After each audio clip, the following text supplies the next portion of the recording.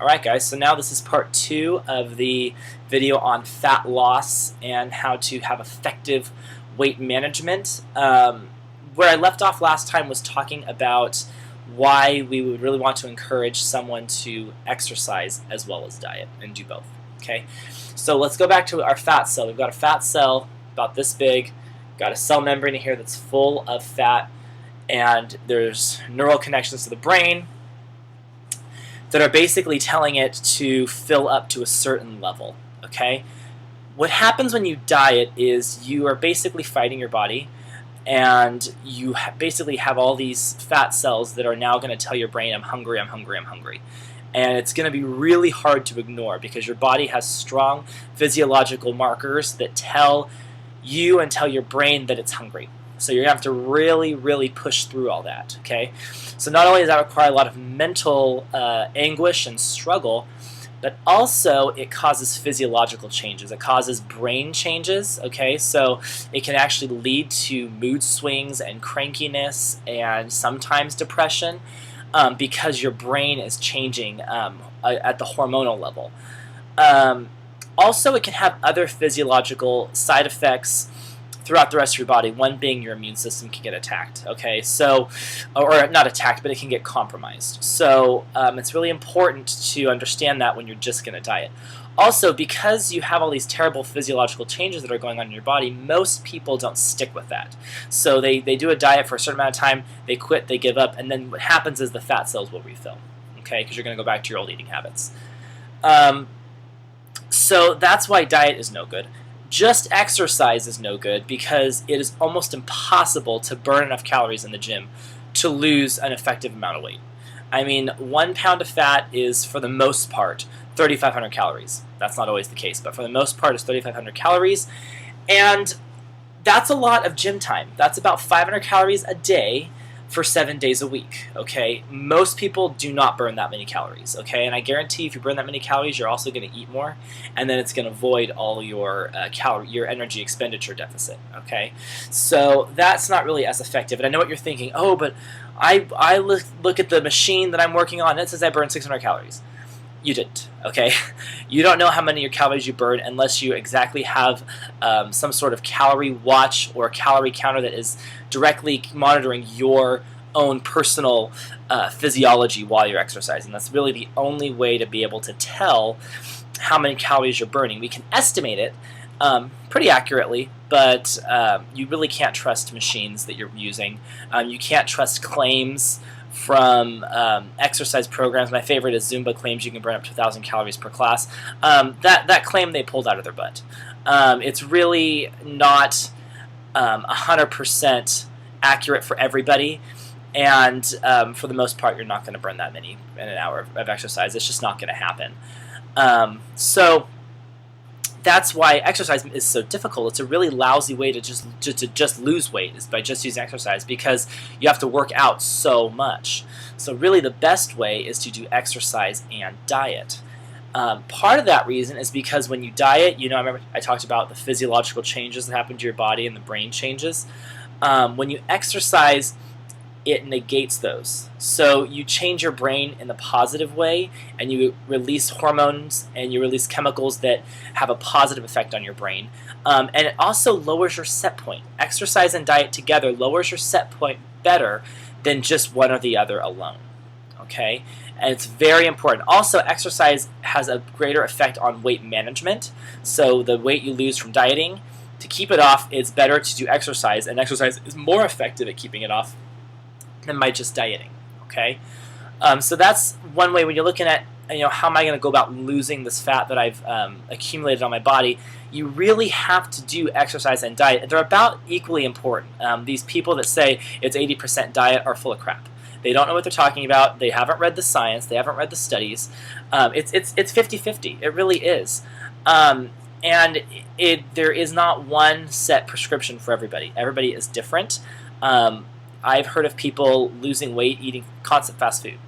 But they were cutting their calories back and they were exercising, so they had a calorie deficit, and for their own physiology it happened to work. I've known people that have eaten too much healthy food and gained weight.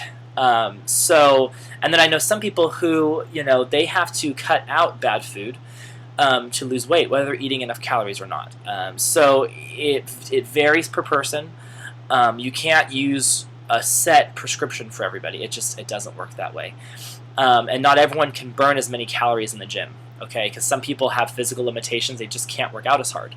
So you really have to take into consideration your client, and you have to be willing to try different things and be patient. Because this is not a quick process. The people that will say, oh, those who are really obese lose weight very quickly, that is not always the case, okay? They can lose muscle very quickly, and that will show that the scale is going down. But to lose fat, it takes time. If you're working with a trainer and you are obese and you're losing a bunch of weight really quickly, there's a very good chance you're losing muscle, and that is not physiologically desired, okay? You really want to have good muscle storage. So really it requires vigilance. What I'm getting at here is if you are looking at getting into an exercise program and you aren't happy with your weight and you're trying to lose fat, whether that be 10 pounds of fat or 100 pounds of fat or 300 pounds of fat, vigilance is what's really important, because it's not going to happen overnight. You are working against your body's set point, and trying to reset your set point at a lower level. And it's tough, and it's a long process. Honestly, it could take years. I had a family member who lost about 200 pounds. Took her 3 years, okay? And, I've heard people say, oh, it shouldn't take it on to get in that good of shape, and absolutely it should. Losing it the right way is about 1 pound or 2 pounds a week. And so you got to think about losing 200 pounds. That's a lot of weight. And no doubt she lost muscle with that too. But it takes time. And you can't expect to go to the gym twice a week for 3 months and lose a bunch of weight. It's not going to happen. Really, what you have to look at for weight management is a daily physical activity level. Okay? So we're talking about becoming a more active person 7 days out of the week. That doesn't mean you have to go to the gym and kill yourself 7 days out of the week, but that means about 3 to 5 days of heavy exercise with maybe 2 to 3 days of just physical activity, going on a bike ride, going on a walk, going on a jog, playing a sport, something, dancing, but really we're talking about 7 days a week, and people laugh at me when I say that, but it's honestly true. Exercise can be medicinal, okay, for health problems and for weight, all right? But you have to treat it like a prescription, okay? You have to treat it like something you take every single day. You cannot treat it like, oh, I'm going to do this sporadically, because there's no such thing as exercise in the bank, okay? You get most of the benefits from your exercise the day you do it. So the more frequently you do it, the more benefits you're going to get from it. Also, it makes you feel better, and you have a greater chance of being able to lose the weight by exercising regularly. Okay, I have clients who will see me for 3 days a week, and then for 1 week, and then the next week I don't see them at all. And they're the clients who never see results because it's not regular. They're not giving it time to work, and they're not getting the full benefit from their exercise program. Okay, so really there are some other factors to obesity and being overweight and fat gain and all that kind of stuff, but there are some things that are just out of our control. Okay, so here's my message, and then I'm going to conclude this part of the video. Work on the things that you can control. Okay, you cannot control the genetics your parents gave you. Okay, you cannot control your metabolism. You kind of can, but a lot of it is set genetically. Okay. You may not be able to control where you're at right now. All right? You might have gotten yourself to a place, but you don't know how to get out of it. All right?